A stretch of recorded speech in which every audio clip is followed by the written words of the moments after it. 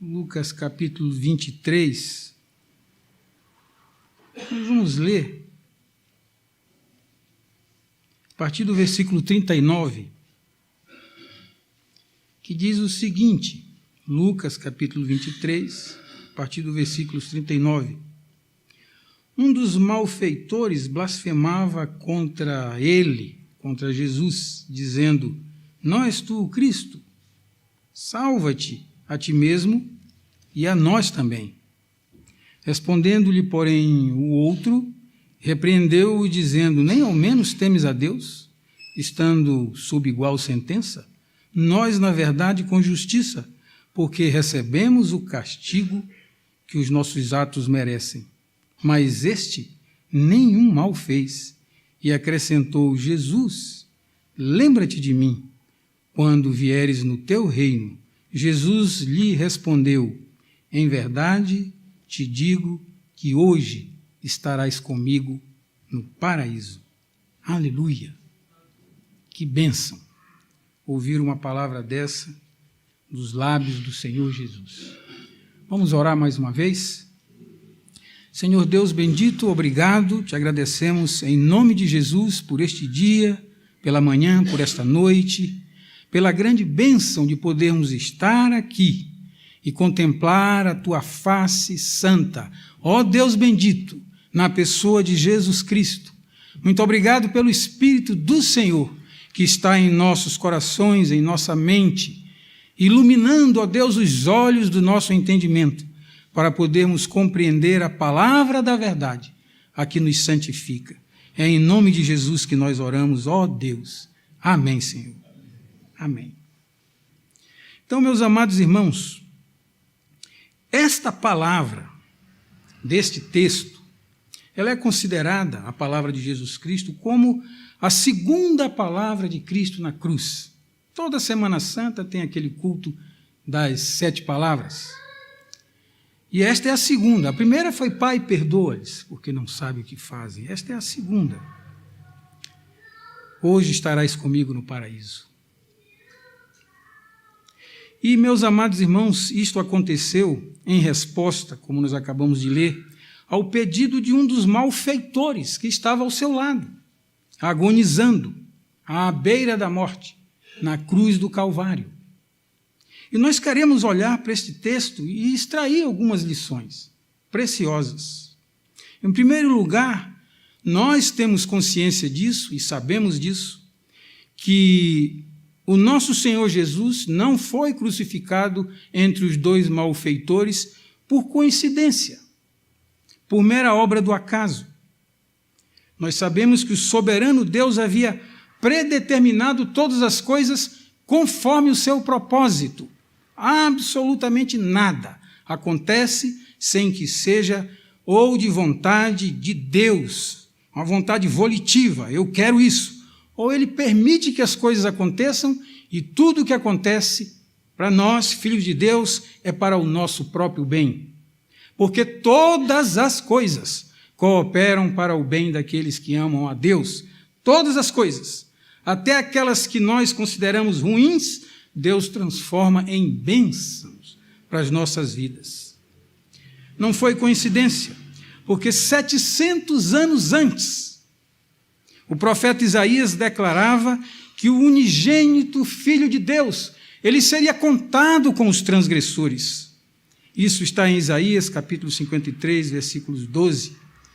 E é do nosso conhecimento, como acabamos de afirmar, que absolutamente nada aconteceu por acidente e que nada ocorre por acaso no mundo dirigido e governado por Deus. Desde a eternidade, Deus havia decretado quando, onde, como e com quem o seu filho deveria morrer. Tudo sucedeu exatamente como o soberano Deus havia predeterminado conforme o seu propósito, e isso está escrito em Atos, no capítulo 4, dos versículos 28.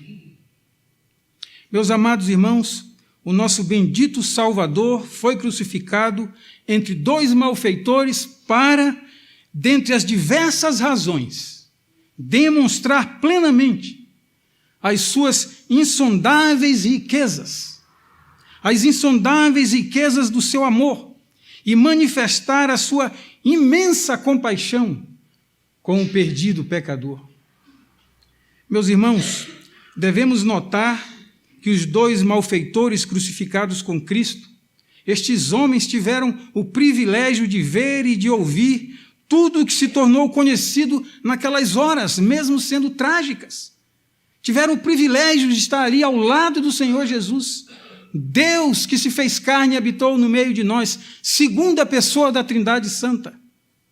Eles puderam ver, estar lado a lado, mesmo naqueles momentos difíceis, mas todos nós sabemos que nos momentos mais difíceis, mesmo assim, Jesus Cristo demonstrou quem era Deus, cheio de amor para dar, todo-poderoso, com o controle de todas as coisas, sem em nenhum momento sair do controle de quem ele era, Deus, longânimo, paciente, justo, amoroso, fiel, obediente como filho de Deus que era.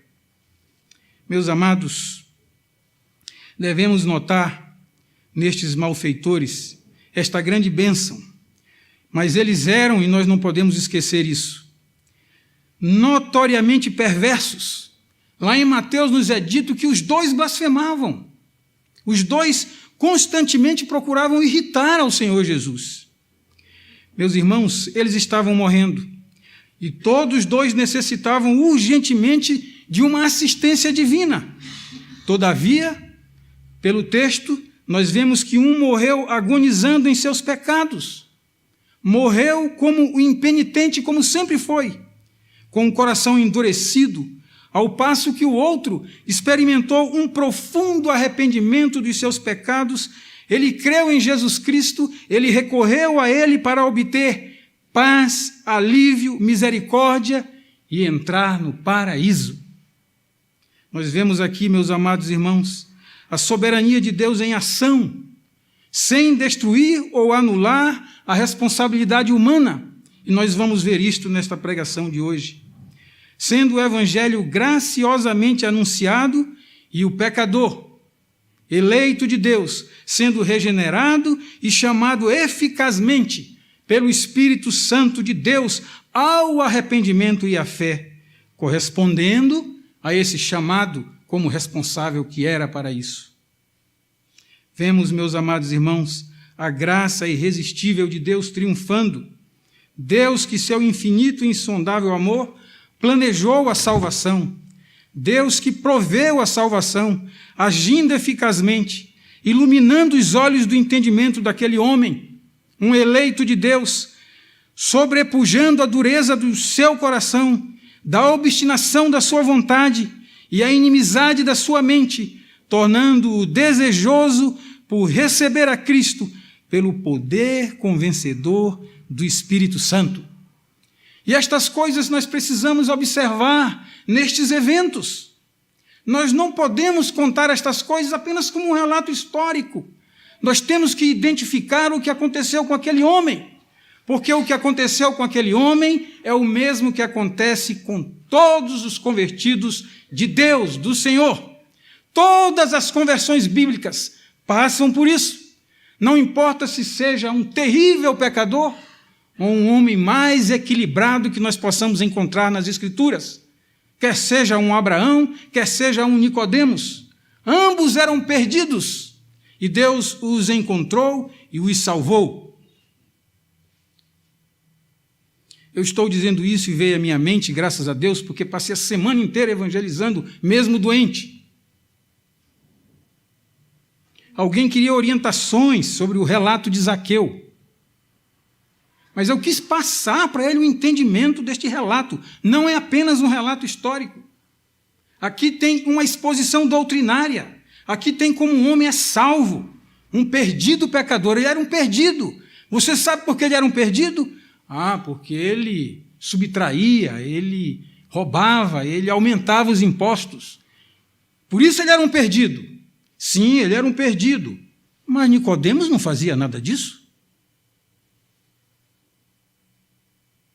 Era um homem honesto, era um homem sério, era um dos principais dos fariseus, mas ele era um perdido.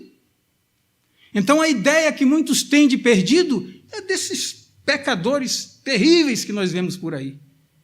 Mas existem pessoas excelentes, moralmente, eticamente, perfeitos segundo a nossa visão. Mas muitos deles nem sequer têm Jesus Cristo como o unigênito Filho de Deus, a segunda pessoa da Trindade Santa. Não reconhecem isso, mas são bons cidadãos, cumpridores dos seus deveres, amam a sua esposa, amam os seus filhos, dão tudo por eles. São bons vizinhos, são ótimos empregados ou ótimos patrões, diante daquilo que a gente vê externamente. Mas quem vê o coração é o próprio Deus. Mas, voltando para este homem, era um terrível pecador. Mas nós vemos, por este texto, meus amados irmãos, que a salvação de um destes malfeitores ocorreu numa hora terrível. Exteriormente falando, tudo parecia se configurar como perdido. O homem estava bem próximo da morte. E se olhássemos para Jesus e pelas blasfêmias que era dito, ele se disse o enviado de Deus, que salve a si mesmo, que salve a nós também. Todas as coisas contribuíam para que aquele homem não acreditasse em mais nada. Até os próprios discípulos de Jesus haviam debandado, nós dizemos isso. Passaram a ter dúvidas, e nós lemos nas Escrituras sobre isso. Esperávamos que seria ele que iria redimir a Israel. Mas, meus amados irmãos, é interessante que, não obstante a tudo isso, a tais obstáculos e dificuldades, aquele malfeitor, aquele ladrão, apreendeu a condição de que Jesus Cristo era o Salvador, de que Jesus Cristo era Deus. Por isso nós estamos aqui para fazer esta pergunta: como explicar isso? Como este homem chegou a esta conclusão, sendo que o outro do lado dele não chegou à mesma conclusão? Sem dúvida, meus amados, houve uma intervenção divina no coração daquele homem. Houve aquele poderoso mover do Espírito Santo regenerando aquele homem, mudando a sua mente, iluminando a sua mente, gerando nele novos desejos, nova vontade. A isto se chama conversão, que inclui o arrependimento e a fé experimentados por este ladrão na cruz do Calvário. É um tremendo milagre, sim, não resta dúvida, mas ele era responsável pelos seus atos. Assim como foi responsável por tudo que fez de errado, ele também agora seria responsável por tudo que tinha que fazer de certo, de correto diante de Deus.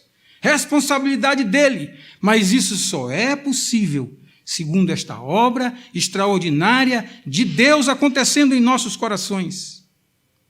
Meus amados, nós vemos aqui, neste episódio, neste texto, a necessidade que todos nós temos de experimentar um verdadeiro arrependimento e uma verdadeira fé.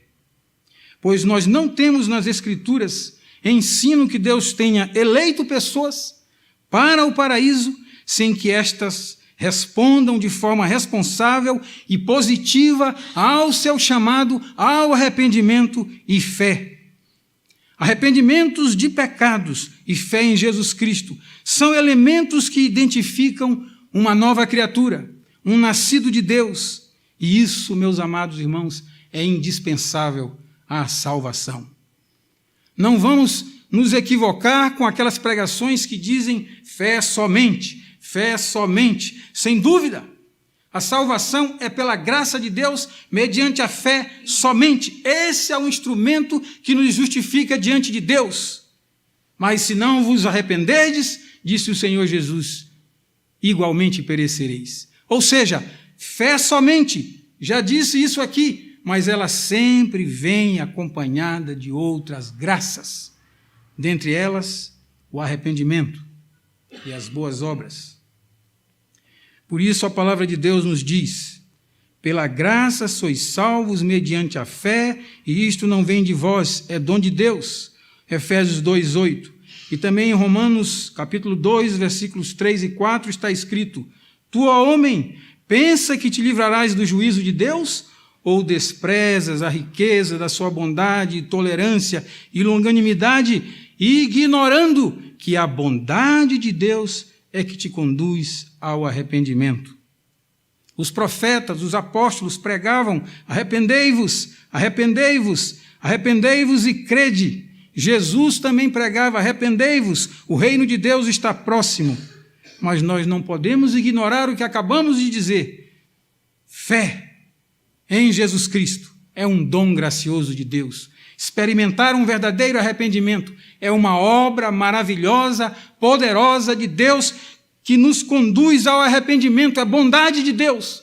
Por isso devemos dar glórias a Deus e dizer aleluia quando experimentamos um verdadeiro arrependimento, quando nos quebrantamos diante do Senhor. Isto é bênção. E quando não nos arrependemos, devemos considerar estas coisas, porque certamente é este Espírito de Deus que haverá de fluir e que haverá de vir e de nos encher do seu Espírito. Terá este bloqueio por causa da nossa falta de consciência de que precisamos nos arrepender, porque este é um ato responsável nosso. Mas graças a Deus, porque sendo filhos de Deus, eleitos de Deus, no tempo oportuno, na hora oportuna, seremos quebrantados pelo Senhor. E experimentaremos esta graça maravilhosa de nos arrependermos diante de Deus dos nossos pecados e acreditarmos que Jesus Cristo, Ele nos perdoa de todo o pecado, que o seu sangue derramado na cruz do Calvário nos purifica de todo o pecado. E não pensem que isto é fácil de admitir e de aceitar.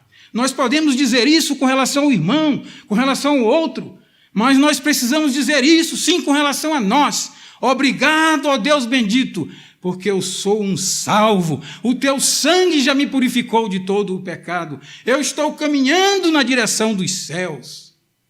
Por mais que você não tenha praticado tantos males, tantos pecados, como aquele malfeitor, talvez você não tenha assaltado ninguém, matado ninguém, mas nós precisamos ter a consciência de que, em potencial, nós seríamos capazes e somos capazes de fazer todas essas coisas. E se nunca fizemos, graças a Deus,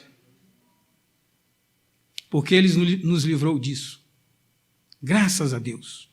Mas, meus amados irmãos, esta necessidade existe. E graças a Deus porque nós temos experimentado isso. Por isso estamos aqui nesta noite. Mas, meus amados irmãos, em terceiro lugar, queremos mais uma vez olhar para este homem e olhar, sim, sempre para o que Deus veio fazendo na mente desse homem, no coração deste homem.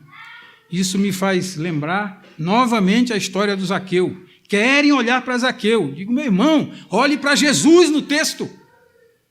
Ele veio buscar e salvar o perdido.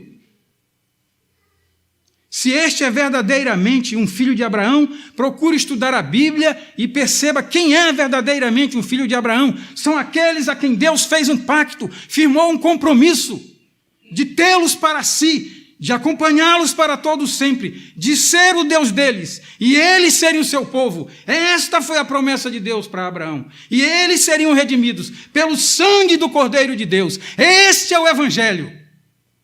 Aprenda isso, eu dizia para ele. Que olhar para Zaqueu. Um Zaqueu perdido. E eu fiz a pergunta para ele: você é um perdido? Porque uma vez testando esse amigo, eu tenho ensinado ele, eu o amo. Eu escrevi assim: que Deus te ilumine. Sabe o que ele respondeu? Eu sabia que ele ia responder isso. Eu já nasci iluminado.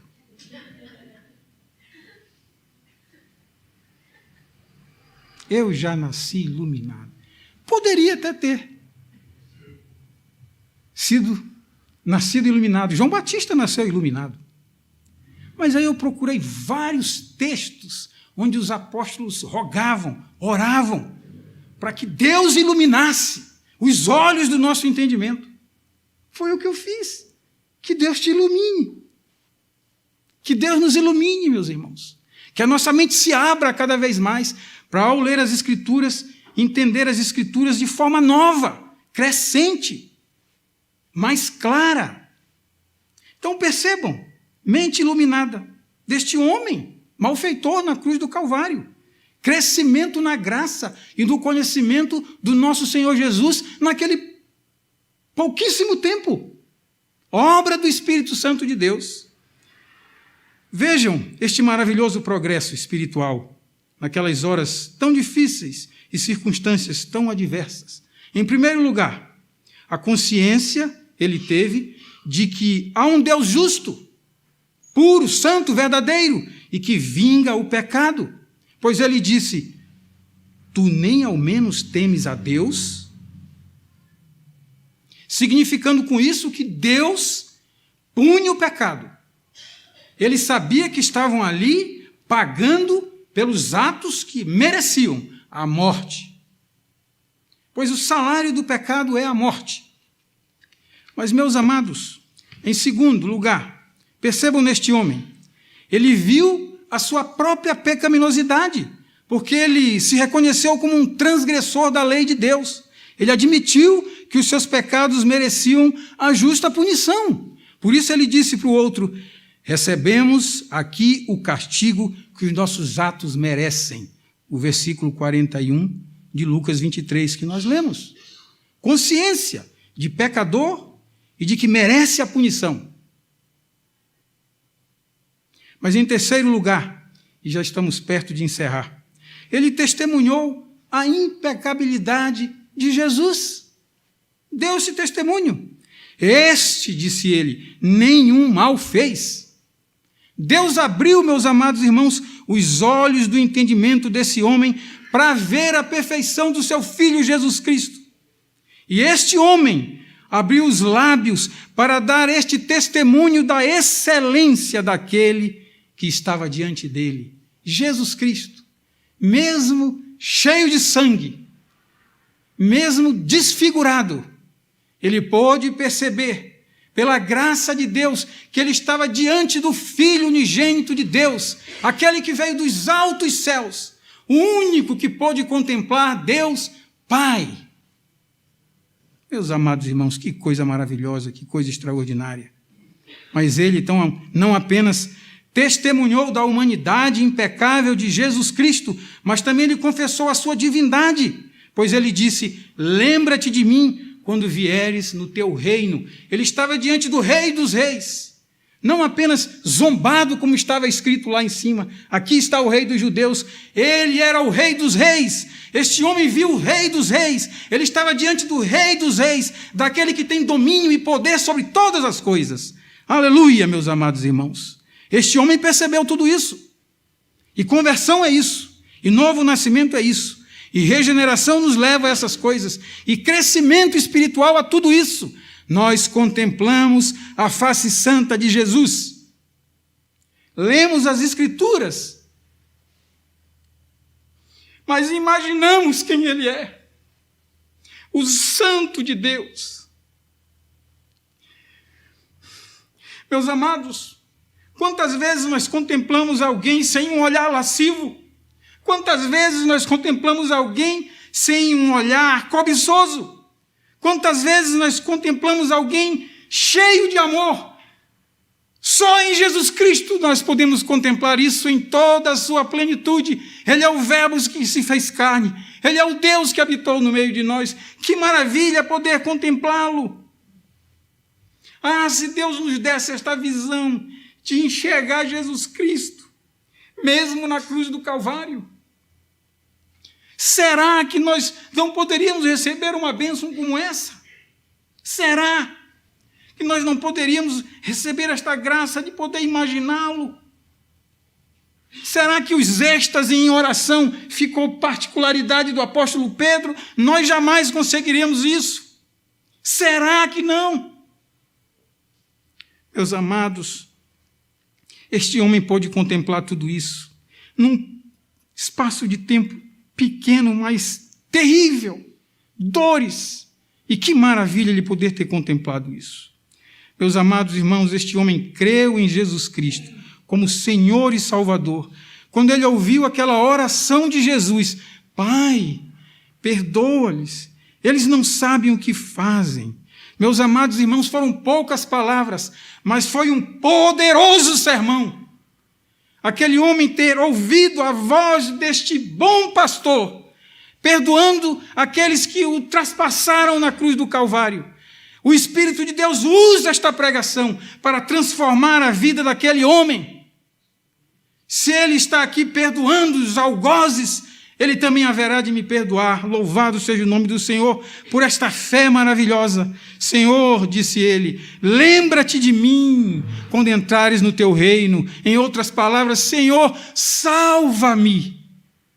Meus amados, e Jesus, olhando para aquele homem, respondeu: em verdade te digo que hoje mesmo estarás comigo no paraíso. Que bênção, que alívio, que paz, justificado, santo de Deus agora aquele homem, pronto para entrar no lar celestial, estaria com Jesus Cristo naquele mesmo dia. Que coisa extraordinária! Jesus Cristo morria antes de ter as suas pernas quebradas, mas este homem ainda teve que passar por isso, para poder morrer antes das 6 da tarde, teve que ser quebradas suas pernas, era isso que faziam. Como conclusão, meus amados, de tudo isso que foi dito, o que é que torna o céu atraente ao coração daquele que é eficazmente chamado pelo Espírito do Senhor? Certamente não é meramente o fato de ser um lugar maravilhoso, um lugar de libertação de todo o pecado, de toda a tristeza, de toda a dor, o lugar do eterno encontro com os verdadeiros santos de Deus. Essas coisas são benditas, não resta dúvida. Mas a maior de todas as bênçãos do céu é nós podermos, sim, contemplar o rosto santo do nosso amável Senhor. É estar junto dele, é estar com ele e para sempre em comunhão com ele. Que maravilha, meus amados! Se Cristo tivesse dito àquele homem apenas isto: em verdade te digo que hoje estarás no paraíso, teria cessado os seus temores. Mas isso não satisfez os lábios santos do nosso amoroso Salvador. Aquilo sobre o qual o coração do nosso Redentor estava firmado era o fato de que naquele mesmo dia uma alma salva por seu precioso sangue estaria com ele no paraíso. Aleluia, meus amados! Era isto que satisfazia o coração do nosso Senhor Jesus, era saber que ele veio resgatar o seu povo e ali do lado dele estava um destes, perdido pecador, estaria junto com ele. Aleluia! Maravilha, meus amados! Este é o clímax da graça e a essência da bênção cristã. Esta deve ser a nossa esperança, a nossa ardente e alegre expectativa. Estaremos com Cristo no paraíso. Aleluia! Amém! Que Deus nos abençoe.